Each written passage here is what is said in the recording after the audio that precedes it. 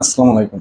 গত বছরের যে শেখ হাসিনা সরকারের পতন সংঘটিত হয় 5ই আগস্ট, সেই 5ই আগস্টের পরবর্তী সময়ে আমরা কিন্তু বারবার বলেছিলাম যে এটা কোনো গণ অভ্যুত্থান নয়, এটি একটি সামরিক অভ্যুত্থান এবং যেটাকে গণ অভ্যুত্থানের মর্গে ভরে রাখা হয়েছে। সম্প্রতি ইন্ডিয়ান গণমাধ্যম নিউজ 18 একটি সংবাদ প্রকাশ করেছে। সেখানে বাংলাদেশ সরকারের সাবেক স্বরাষ্ট্রমন্ত্রী আসাদুজ্জামান খান কামালের বরাত দিয়ে তারা বলেন যে আমাদের সাবেক স্বরাষ্ট্রমন্ত্রী আসাদুজ্জামান খান কামাল দাবি করেছেন আমাদের বর্তমান সেনাপ্রধান ওয়াকারুজ্জামান সিআই চর, মার্কিন যুক্তরাষ্ট্রের যে গোয়েন্দা সংস্থা আছে সেই গোয়েন্দা সংস্থার এজেন্ট হিসাবে তিনি শেখ হাসিনা সরকারের পতন ঘটাতে সহায়তা করেছেন। এই বিষয়টি কিন্তু আমরা আগে থেকেই বলে আসছিলাম যে এটা কোনো গণ অভ্যুত্থান নয়, এটা একটি সামরিক অভ্যুত্থান। কিন্তু আমি আমাদের সাবেক স্বরাষ্ট্রমন্ত্রীর এই বক্তব্যের সাথে একটু দ্বিমত পোষণ করব। দেখুন, তিনি তাকে সিআই এজেন্ট বলেছেন। আমি যেটা মনে করি, জেনারেল ওয়াকারুজ্জামান কোনো একদেশীয় এজেন্ট নয়, তিনি ডাবল এজেন্ট। তিনি শুধুমাত্র যে আমেরিকান গোয়েন্দা সংস্থা হয়ে কাজ করে আসছেন তা কিন্তু নয়, তিনি পাকিস্তানি গোয়েন্দা সংস্থা আইএসআর এজেন্ট হিসাবে বাংলাদেশে কাজ করে যাচ্ছে তাদের এজেন্ডা বাস্তবায়নের জন্য। যখন কয়েক বছর আগে শেখ হাসিনা সরকার যখন ক্ষমতায় এবং শেখ হাসিনা দেশের প্রধানমন্ত্রী, তিনি বারবার বাংলাদেশের মানুষকে সতর্ক করেছেন একটি পশ্চিমা রাষ্ট্র এবং তাদের এজেন্ট বা দূত চাচ্ছেন বাংলাদেশের যে সেন্ট মার্টিন দ্বীপটি তাদেরকে ইজারা দিতে। তাদেরকে যদি সেন্ট মার্টিন দ্বীপ আমাদের প্রধানমন্ত্রী ইজারা দেন তাহলে তার ক্ষমতায় থাকতে কোনো সমস্যা নেই, আর যদি তিনি সেটা না করেন তাহলে তার সরকারকে উৎখাত করা হবে। এই যে সেন্ট মার্টিন দ্বীপ, এই সেন্ট মার্টিন দ্বীপকে ঘিরে এত কেন আগ্রহ বহির্বিশ্বের?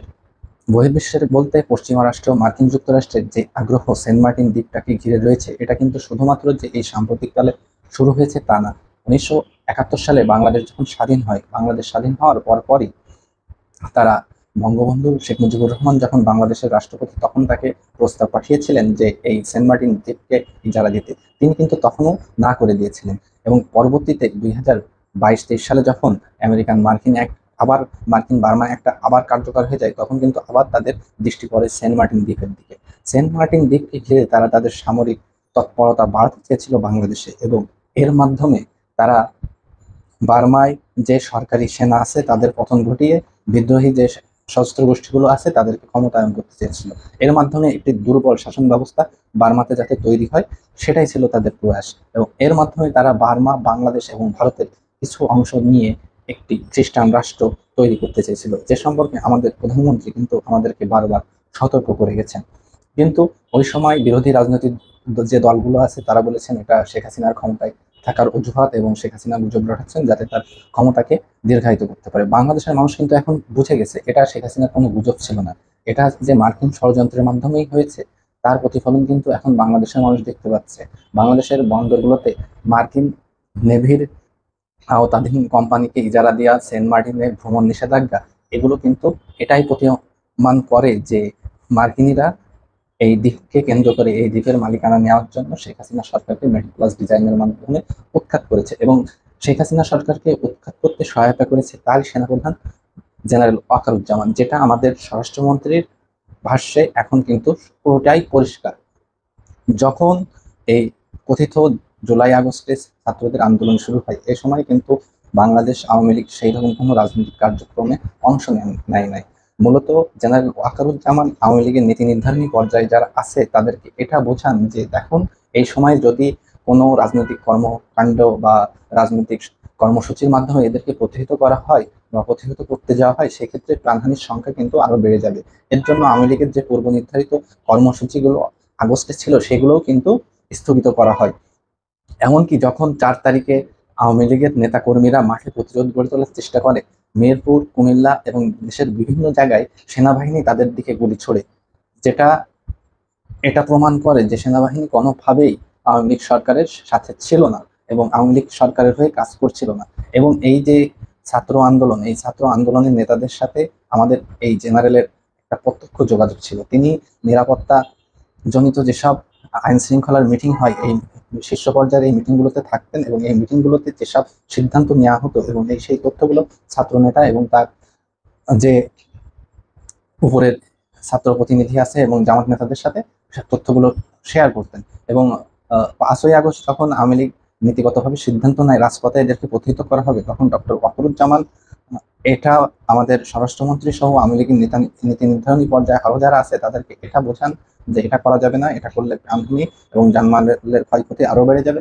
আমার উপরে বিশ্বাস রাখুন, কারফিউ জারি করুন, কারফিউ জারি থাকলে একটা পাখিও ঢুকতে পারবে না গণভবন এবং ঢাকা শহরে। এই নিশ্চয়তা তিনি কিন্তু 4 তারিখ রাতেই আমাদের নেতাদেরকে দেন।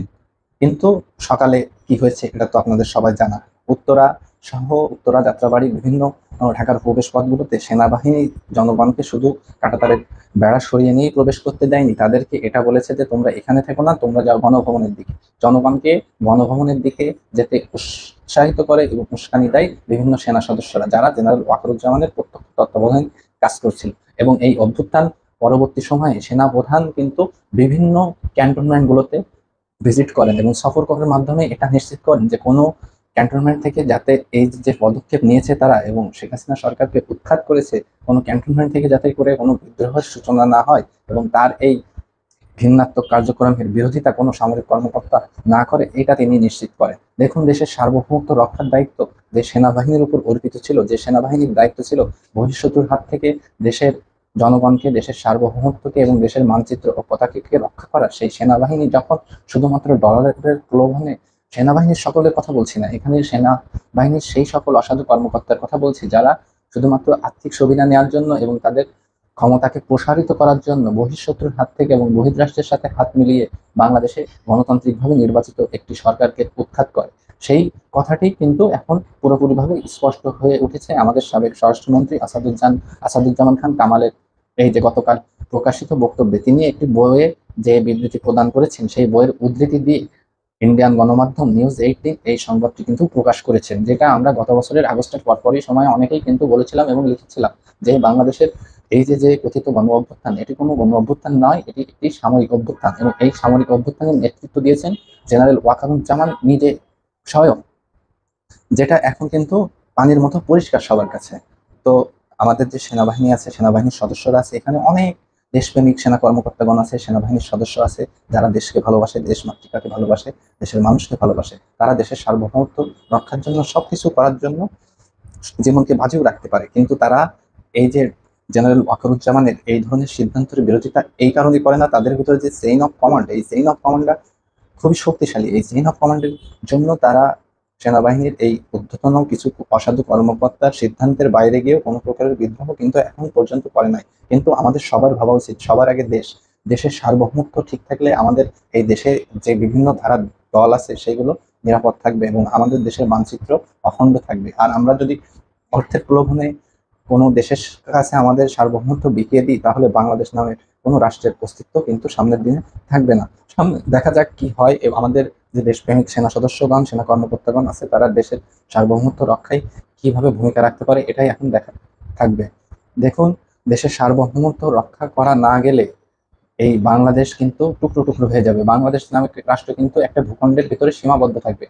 শেখ হাসিনার সরকার এবং শেখ হাসিনা যে বহির্বিশ্বের কোনো রাষ্ট্রের কাছে মাথা নত করেন নাই, দেশের এক কোণা মাটি কিন্তু তিনি কাউকে ছাড় দেন নাই এবং তার দৃঢ়তার জন্য বাংলাদেশে বহির্রাষ্ট্র কোনো প্রকার আগ্রাসন চালাতে পারে নাই এবং বাংলাদেশের ভূমি ব্যবহার করে কোনো অন্য দেশে অপতৎপরতা চালাতে পারে নাই।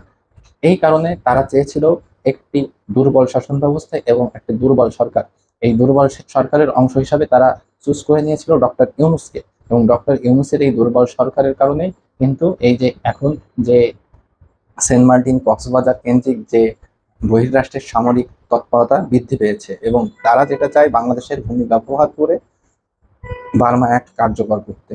তো সামনের দিনগুলোতে দেখা যাক বাংলাদেশ সামরিক বাহিনী কিভাবে বহির্বিশ্বের এই শত্রু রাষ্ট্রের কুনজর থেকে আমাদের দেশের মানুষকে, দেশের সার্বভৌমত্বকে রক্ষা করে। এই আশাবাদ ব্যক্ত করে শেষ করলাম। ভালো থাকবেন সবাই। জয় বাংলা, জয় বঙ্গবন্ধু। আল্লাহ হাফেজ।